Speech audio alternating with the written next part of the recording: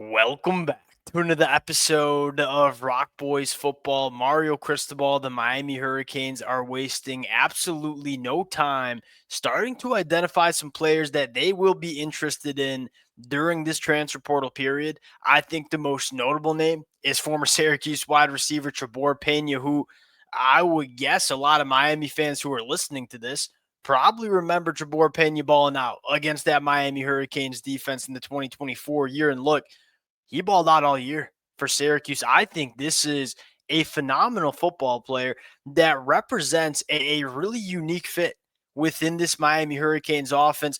Number one, I mean, Trebor Pena, Xavier Restrepo, very similar kind of pass catchers. You know, what made Xavier Restrepo so great for Miami? It wasn't the size, it wasn't the speed. It was his ability to separate. It was his ability to make himself available for the quarterback. It was the nuances of playing wide receiver that separated Xavier Restrepo. You say all the same things for a guy like Trebor Pena at Syracuse. And I think most notably, he represents a veteran pass catcher to add to a young Miami Hurricanes wide receiver room. You know, we've had this conversation really throughout spring practice. Does Miami need to add a wide receiver going into 2025? And I think most Miami fans have a very similar stance, and that is we believe in the young talent of our wide receiver room. You know, what you heard from JoJo Trader, what you heard from guys like Malachi Tony or Joshua Moore, we know there's a lot of talent in this wide receiver room.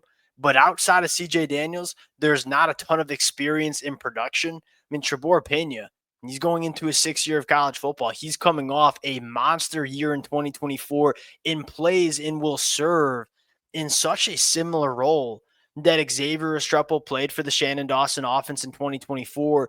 To me, it checks a lot of boxes. And I'm also a massive fan of Trebor Pena. Now, there are some nuances to the conversation. And I think most notably, you have Malachi Tony, you have Ray Joseph, two guys that, you know, it sounded like they put together some really good spring practices over the last couple of weeks. The conversation now is, hey, do we need to add a guy like Trebor Pena and kind of recruit over some of the young talent that we have on this roster? That's the conversation I want to get into. Want to talk about the departures of Josh Horton, and Zaquan Patterson. Now, before we get into it, as always, I think most importantly to the Miami fans, we've been chopping it up on Twitter and on the message boards. And I know Miami fans kind of sit on all different sides of the, hey, do we need a wide receiver in the spring transfer portal window? Y'all let it fly in the comment section. I'll give you guys my takes as well. We're sounding like we're going to have a lot to talk about over the next couple of weeks in this spring transfer portal window. If y'all do enjoy the content, consider subscribing to the channel. Without further ado, let's get into it. And I'll just kind of start with, I don't know if it's a hot take, but it's probably the take that I'm going to go with. And that is, I think this is well worth it for Miami. I mean, the minute Trebor Pena hit the transfer portal, you heard the links to this Miami Hurricanes program. Now, I think you're in a situation, if you're Mario Cristobal in Miami, where you don't need to be desperate because you saw such good spring practices from Malachi Tony and Ray Joseph. You don't have to get into a bidding war for Trebor Pena. And I think it's worth noting that Texas Tech is the other program that's been linked to Trebor Pena. If y'all follow the transfer portal in college football lately, you know Texas Tech's been throwing a lot of money around in terms of acquiring guys in the transfer portal. So if you're Mario Cristobal, I think most notably, you are selling the Xavier Restrepo role to Trebor Pena. I mean, you saw Xavier Restrepo, a guy that very similar skill set, body type, athletic profile. Xavier Restrepo, not the biggest, not the fastest. He's going to go play in the NFL. In my opinion, have a very successful career in the NFL, regardless of how fast that 40 time was. If you are Miami, you are selling to Trebor Pena that, hey, you can come to Miami, and even though you don't have this crazy athletic profile that's going to have you as a top 10 NFL draft pick, you can come and produce for this offense, and you are going to go to the NFL too. To the argument that it's recruiting over the other wide receivers on this roster, I understand the concern. I think it's especially prevalent for Ray Joseph. You know, if you bring Trebor Pena in with Malachi Toney. It's more just, hey, Malachi Toney is going to be a true freshman. You don't want to have to rely on just a true freshman at that slot wide receiver position. For Ray Joseph, my take is probably this. He's had 2 years, and I am not by any means, and I'm not watching practice every single day. I am not by any means saying Ray Joseph's not a good football player. You started to see that light maybe come on during this spring practice window. But if Mario Cristobal and Kevin Beard and Shannon Dawson, the guys that have had eyeballs on Ray Joseph the last couple of years, say, hey, wouldn't mind adding one more proven name to that slot wide receiver room, I'm probably not going to argue with Mario Cristobal, especially when you're talking about a team that has the chance to win the ACC and make a run in the college football playoffs. Go make sure you're putting everything you can around Carson Beck. Look, Carson Beck as a quarterback has shown us that when he has the pieces around him, he can be an excellent quarterback in the college football landscape. Trebor Pena is the exact type of wide receiver that Carson Beck has had a lot of success with during his time at Georgia.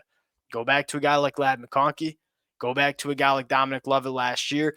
I think this move makes sense for really two different reasons. One, you are sparing no expense at making sure Carson Beck has the adequate weapons around him. And then number two, like we need veteran bodies in this room.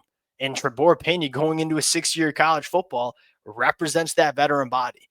Now, if I were to sell the Miami Hurricane fans on Trebor Pena, it starts with in 2024, 84 catches for 941 yards, 9 touchdowns, 108 targets during the 2024 year for Syracuse. Caught 84 of them. A 77% completion percentage when Trebor Pena was targeted. That was the same exact thing we loved about Xavier Estrepo, is whenever the ball was thrown to Xavier Estrepo, good things were happening. That's the same deal with Trebor Pena. Doesn't drop many throws, creates separation, can be a chain mover, gives you yards after the catch juice. If you had the concern about replacing Xavier Estrepo in this offense in 2025, you feel a heck of a lot better with Trebor Pena on your roster, at least in my opinion, with this Miami Hurricanes team. You kind of hope it doesn't make Ray Joseph reconsider. You kind of hope it doesn't, and I don't think it should make Malachi Toney leave the program. But at the end of the day, if you're Mario Cristobal, you owe it to the team, you owe it to Carson Beck, you owe it to the program, you owe it to the fans to make sure you're doing everything you can to make your roster as good as possible. And it's hard to argue, at least in my opinion, that Trebor Pena doesn't make this roster better. I think the only thing you were concerned about is the injury history. Before that 2024 year dealt with some injuries, but we saw him healthy all 2024. And so to me, that's kind of put on the back burner a little bit. The other conversation you have to have is talking about the transfer portal departures that we've had, specifically on the defensive side of the football, Zaquan Patterson and Josh Horton. I don't think Josh Horton comes at a surprise to many Miami Hurricane fans. He was a guy that, came into Miami as a guy we thought he would have a good career with Miami, 4-star prospect. Injuries just never really seemed to get any traction with this Miami Hurricanes team. You know what I mean? You never really see him play. You didn't really see him create any spring practice buzz. I don't think that comes as a surprise to many Miami Hurricane fans who follow this team pretty closely. The Zaquan Patterson news, that is probably disappointing. And it really does highlight that Miami needs to go to the portal and grab one or probably two safeties. My thoughts on Zaquan Patterson.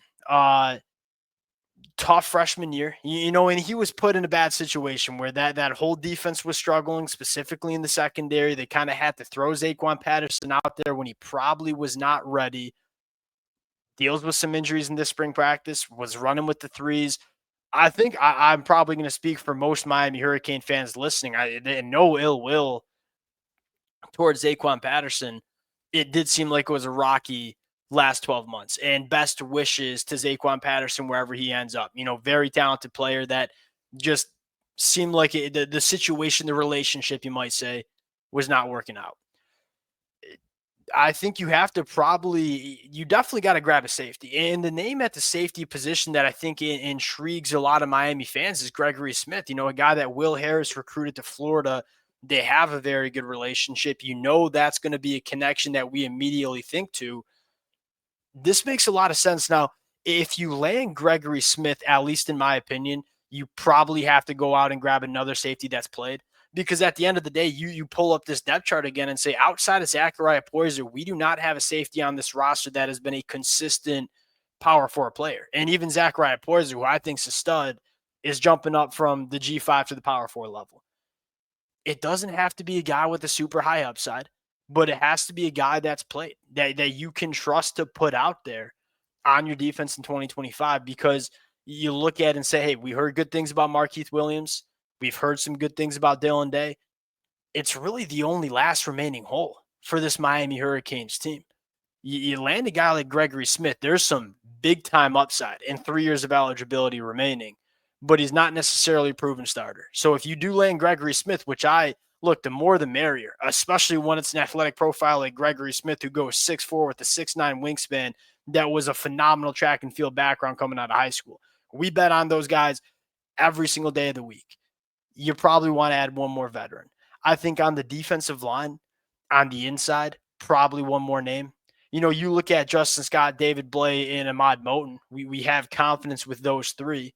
Maybe a guy like Artavius Jones, maybe a guy like Donta Simpson. But, those two names, there are still some question marks about what they're going to be in 2025. And it goes back to the conversation, we've had the last couple of weeks, and that is you got to make sure that you're deep on the defensive line. And as of right now, we're a big fan of what that starting defensive line looks like.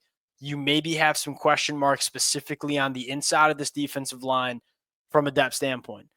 We say it all the time. You want to win football games in November and December, you damn well better be deep at that position. Is Miami deep enough, especially with a guy like Horton leaving the program? Probably not.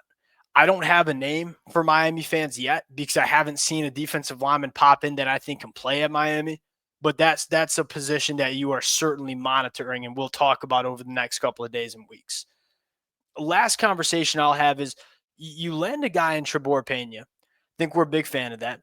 I wouldn't mind to see Miami land a little bit of a longer, bigger bodied wide receiver that can work vertically down the field. And Joshua Moore, the emergence of Joshua Moore as a true freshman is exciting. But again, he's going to be a true freshman. You look at CJ Daniels, 6'2", 205, works that intermediate route tree really well. You look at JoJo Trader, who I think will be the wide receiver one of this offense. He's another guy that clean route runner, creates separation, but probably not a vertical burner. And then you look at Malachi Tony and Ray Joseph. They're not vertical burners. Maybe one body that can help you stretch the field on the offensive side of the football.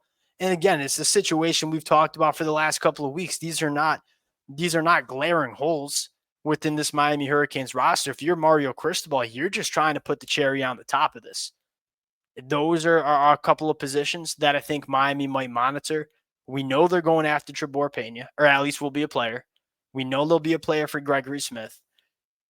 We'll see some more names pop up on Miami's radar. That's kind of the early conversation. I think Trebor Pena is a perfect fit within this Miami Hurricanes offense, and look forward to hearing from you guys in the comment section. Appreciate you guys rocking with it. If y'all do enjoy the content, consider subscribing to the channel, and we'll talk to y'all later.